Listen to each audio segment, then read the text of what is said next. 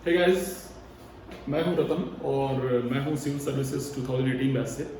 और आज के इस वीडियो में हम डिस्कस करेंगे कि CAPF एग्जामिनेशन जो कि अब से लगभग 15 दिन बाद होने वाला है, उसमें हम टाइम मैनेजमेंट कैसे करें ड्यूरिंग एग्जामिनेशन। होता क्या है कि आप लोग काफ़ी कुछ पढ़ लेते हैं, लेकिन एग्जामिनेशन में टाइम मैनेजमेंट थोड़ा सा भी अगर मिसमैनेज हुआ तो आप फिर पूरा पेपर नहीं कर पाते हैं। तो आइए देखते हैं हम कैसे टाइम मैनेजमेंट कर सकते हैं और कैसे अपना पेपर कंप्लीट कर सकते हैं। तो स्टार्ट करते हैं। आपको जो टोटल टाइम अलॉटेड है वो है 180 मिनट्स, 3 घंटे। टोटल मार्क्स आपको मिलेंगे 200 अलॉटेड है।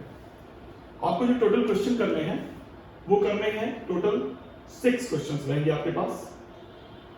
पहला क्वेश्चन जो रहेगा वो आपका ऐसे का क्वेश्चन है। ऐसे के क्वेश्चन के लिए आपको कोई 6 टॉपिक दिए होंगे और उन 6 टॉपिक्स में से आपको कोई 4 टॉपिक का चुनाव करना है। आप 4 कोई टॉपिक चुन लेंगे और उन 4 टॉपिक्स पे ऐसे लिखेंगे। एक ऐसे के लिए आपको 20 मार्क्स अलॉटेड है और टोटल जो है वो 80 मार्क्स अलॉटेड है। अब आइए थोड़ा सा इस पे डिलिब्रेशन करते हैं कि आपको जो ऐसे की वर्ड लिमिट दी गई है वो दी गई है 300 वर्ड्स की। एक पेज लिखने में लगभग 100 वर्ड आ जाते हैं। अगर आप नॉर्मल राइटिंग की बात करें तो एक पेज लिखने में 100 वर्ड आ जाते हैं। तो आपको अमूमन 3 पेज लगभग लिखना होगा यहाँ पर। और अगर आप 4 ऐसे लिखने वाले हैं तो आपको टोटल 12 पेजेस के आसपास लिखना होगा। अब अगर स्पीड की बात करें तो नॉर्मल स्पीड होती है 7 से 8 मिनट पर पेज की होती है 100 वर्ड्स की। तो आपको अगर ये 3 पेज लिखने वाले हैं आप, तो 3 पेज के लिए आपको लगभग 20 से 21 मिनट देने होंगे। कुछ लोग कुछ पेज भी लिख लेते हैं, जैसे 5 मिनट में कुछ लोग लिख लेते हैं, बट क्योंकि आपको यहाँ पर सिर्फ लिखना नहीं होता, आपको सोचना भी होता है, तो इसलिए आपको लगभग 20 मिनट लग जाते हैं लिखने में।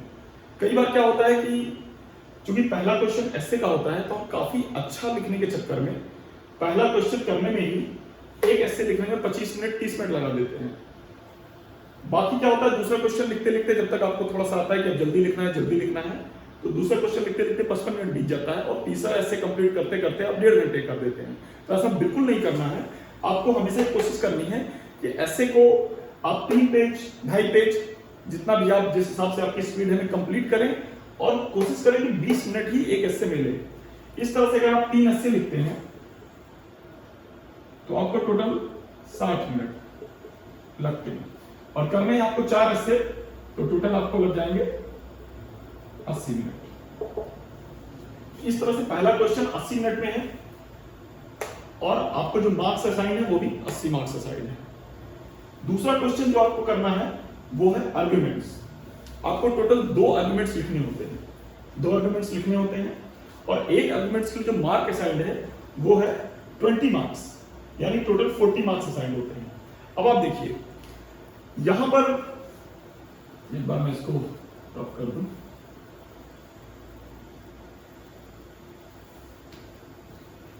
यहां पर आप देखिए कि 40 मार्क्स असाइंड है, यानी एक फॉर और एक अगेंस्ट लिखने में आपको कम से कम 1.5 से 2 पेज तो लिखना ही होगा।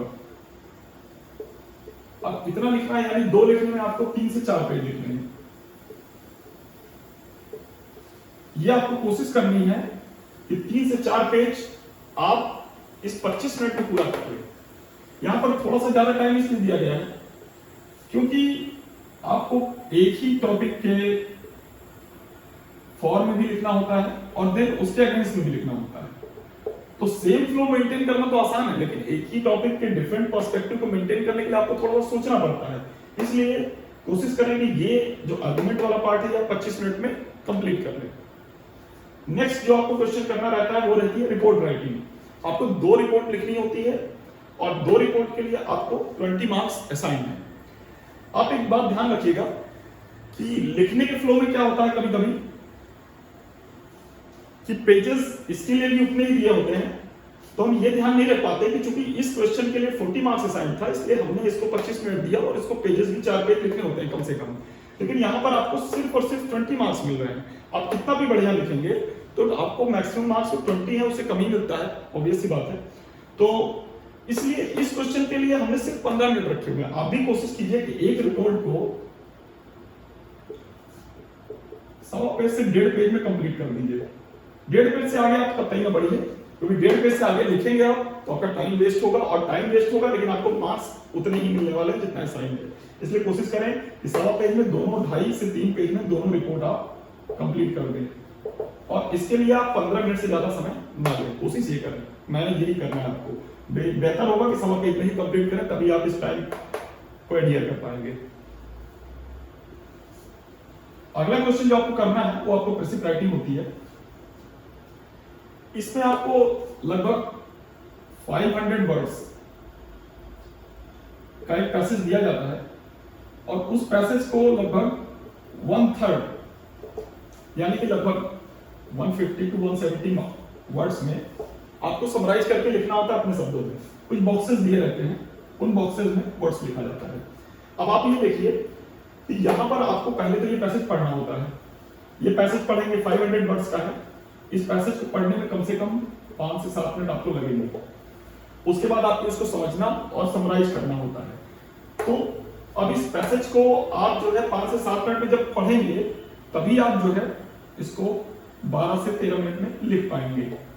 ये 12 से 13 मिनट 170 वर्ड को दिया गया है लिखने के लिए। इसमें आपको सोचना भी होता है, अपने शब्दों में इसको पिरोना होता है और लिखना होता है, और सबसे बड़ी बात बॉक्सेस में लिखना होता है। इसलिए थोड़ा सा ये डिफिकल्ट हो जाता है। कोशिश करें इसको तेजी से पढ़ें, और आपके दिमाग में जो इंपॉर्टेंट बातें आ रही हैं उसको अंडरलाइन करते चलें, और उसके बाद उन्हीं शब्दों को लेते हुए उसको समराइज करते हुए, और उसके बाद आप इस क्वेश्चन को करें, ताकि आप 12 से 13 मिनट में इसको लिख पाएं और टोटल हम इसको 20 मिनट्स में कंप्लीट कर पाएं। नेक्स्ट क्वेश्चन जो आपको करना होता है वो होता है पैसेज। आपको एक पैसेज दिया होता है अराउंड 400 to 500 वर्ड्स का, और उस पैसेज में आपको 4 क्वेश्चन, 4 मार्क्स का एक क्वेश्चन होता है, 5 क्वेश्चन करने होते हैं। तो आपको 5 क्वेश्चन करने हैं। एक तरीका पैसेज का ये हो सकता है, जो कि नॉर्मली मैं फॉलो किया करता था जब मैं अपने प्रिपरेशन में ड्यूरिंग एसएससी एंड ऑल। तो आप ये जो क्वेश्चंस होते हैं इनको पहले पढ़ लें। इन क्वेश्चंस को जब आप पहले पढ़ लेंगे तो आपको एग्जैक्टली ये पता चल जाएगा कि हमें किस चीज का आंसर ढूंढना है पैसेज में। उससे आपका ये समय बच जाएगा कि एक बार आपने पैसेज पढ़ा, नॉर्मली अगर आप नॉर्मल कोर्स में करते हैं तो आप एक बार पैसेज पढ़ेंगे, उसके बाद आप क्वेश्चन पढ़ेंगे, फिर आप अगेन जाके पैसेज पे उन क्वेश्चंस के आंसर ढूंढेंगे।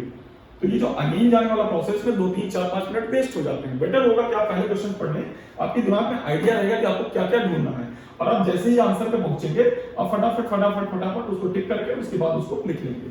तो आपको 5 क्वेश्चन करने होते हैं, तो ये 500 वर्ड, लगभग 400-500 वर्ड का होता है, जिसको पढ़ने में 5 से 7 मिनट आपको लग ही जाएगा, और एक क्वेश्चन आपको कम से कम लिखने में 2 मिनट लगेंगे। तो 5 क्वेश्चन करने में आपको 10 मिनट ये लगने वाले हैं। तो ये कोशिश करें कि ये इस तरह से इसको मैनेज करें कि 20 मिनट के अंदर ये क्वेश्चन हम इस तरह से मैनेज कर लें।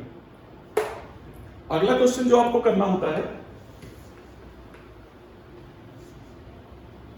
वो करना होता है ग्रामर। ग्रामर में मार्क्स देखिए 25 होते हैं। मैं कहूंगा कि ग्रामर का पोर्शन जो होता है वो सबसे ज्यादा आपको जो है मार्क्स देने वाला होता है, क्योंकि क्वेश्चन होते हैं 25 और इसमें बिल्कुल एक्यूरेट मार्किंग होती है। अगर आपने सारे के सारे क्वेश्चन कर दिए तो आपको पूरी मार्किंग मिलने की संभावना है। आप ऐसे कितना भी बढ़िया लिख देंगे तो आपको फुल मार्क्स यहाँ नहीं मिलेंगे, आर्गुमेंट्स कितना भी बढ़िया लिख देंगे फुल मार्क्स नहीं मिलेंगे, रिपोर्ट का वही चीज है, पैसिव है पैसेज। लेकिन आप ग्रामर वाला क्वेश्चन होता है, क्योंकि इसको नॉर्मली 3 सेक्शन में डिवाइड करते हैं। एक में सेंटेंसेस को रीराइट करते हैं या फिर इन द ब्लैंक्स भराते हैं, प्रीपोजिशन हो गया, इस तरह की चीजें भराते हैं। वर्ड्स फ्रेजेस देते हैं दूसरे पार्ट में, 5 वर्ड्स फ्रेजेस देंगे, उनको आपको अपने सेंटेंसेस में बनाकर यूज करना होगा। उसके बाद करेक्शन कर देते हैं, सेंटेंसेस करेक्शन। तो ये जो ग्रामर का पोर्शन है, अगर ये आपने अच्छे से तैयार किया हुआ है तो ये सबसे कम टाइम लेता है और सबसे अच्छे मार्क्स देके जाता है। मैंने यहाँ पर 20 मार्क्स दिया है, 20 मिनट्स दिए हैं, क्योंकि सारे स्टूडेंट्स के जो प्रिपरेशन का लेवल होता है ग्रामर का सेम नहीं होता है। लेकिन एक बात बहुत इंपॉर्टेंट है कि जिसका ये पोर्शन अच्छे से तैयार है वो ये पोर्शन 15 मिनट में भी कर सकता है। और मैंने तो ऐसे स्टूडेंट्स भी देखे हैं जो 12 मिनट 13 मिनट में भी ये पोर्शन आराम से कर लेते हैं, क्योंकि सब कुछ फटाफट वाला होता है। तो जो यहाँ पे अगर 5, 7, 10 मिनट बचा पाते हैं तो वो आप जो भी पोर्शन कमजोर है, चाहे वो आपका एस्से में एक्स्ट्रा टाइम लग गया हो, आर्गुमेंट्स में एक्स्ट्रा टाइम लग गया हो, या फिर पैसेज में, वो आप मैनेज कर सकते हैं। एक बात जो और मैं बताना चाहूंगा वो ये है कि जिनको अपने ग्रामर पोर्शन पे कॉन्फिडेंस है वो ये करें कि जो पेपर स्टार्ट करें वो इस पोर्शन से स्टार्ट करें। उसका फायदा क्या होगा कि यहां पर आपको ना ज्यादा लिखना है ना कम लिखना है। जितना लिखना है, रीराइटिंग है तो आप रीराइटिंग लिखेंगे, वर्ड्स यूज करने हैं, फ्रेजेस बनाने हैं तो आप एक लाइन में बनाएंगे, करेक्शन करना है तो उतना ही लिखना है। तो अगर आपका ये पोर्शन, आपको कॉन्फिडेंस है कि ये हमारा पोर्शन सही से तैयार है, तो ये इस क्वेश्चन से आप पेपर पहले स्टार्ट करें। उससे फायदा क्या होगा कि ये क्वेश्चन आपका हो सकता है 20 मिनट में अच्छा तैयार है तो 15 मिनट में आप कंप्लीट कर लेंगे। अब जब ये क्वेश्चन आप कंप्लीट कर लेंगे उसके बाद आप इसमें से जिन पार्ट पे भी आप कंफर्टेबल है वो पार्ट आप उठाएं। क्योंकि नॉर्मली अगर आप पहला क्वेश्चन ऐसे उठाते हैं तो उससे क्या होता है कि पहला ऐसे अच्छा लिखने के चक्कर में आप उसको 30 मिनट 35 मिनट खींच देते हैं, और उसके बाद अगला क्वेश्चन लिखने में फिर आपको पता लगा कि 30 मिनट लग गए, तो आपका 1 घंटा बीत गया और आपके पास आए सिर्फ 2 ऐसे, और वो आपको जो है सिर्फ 40 मार्क्स लिखे जाएंगे। और 40 में से भी आपको जो है किसी को 15, किसी को 20, 25 जैसा आपने लिखा वैसा मिलेगा। तो बेटर ये होगा कि आप इसको स्टार्ट करें, उसके बाद यहाँ पर जाएं, क्योंकि एक क्वेश्चन करने के बाद एक जो सेंस ऑफ एजिटेशन होता है कि पेपर स्टार्ट करने में सब कुछ अच्छा करने को टूट जाता है और ये आप अच्छा कर पाते हैं। तो ये रहा आज का टाइम मैनेजमेंट। अब अपने कमेंट्स में मुझे बता सकते हैं कि आपको कैसा लगा। Thank you so much.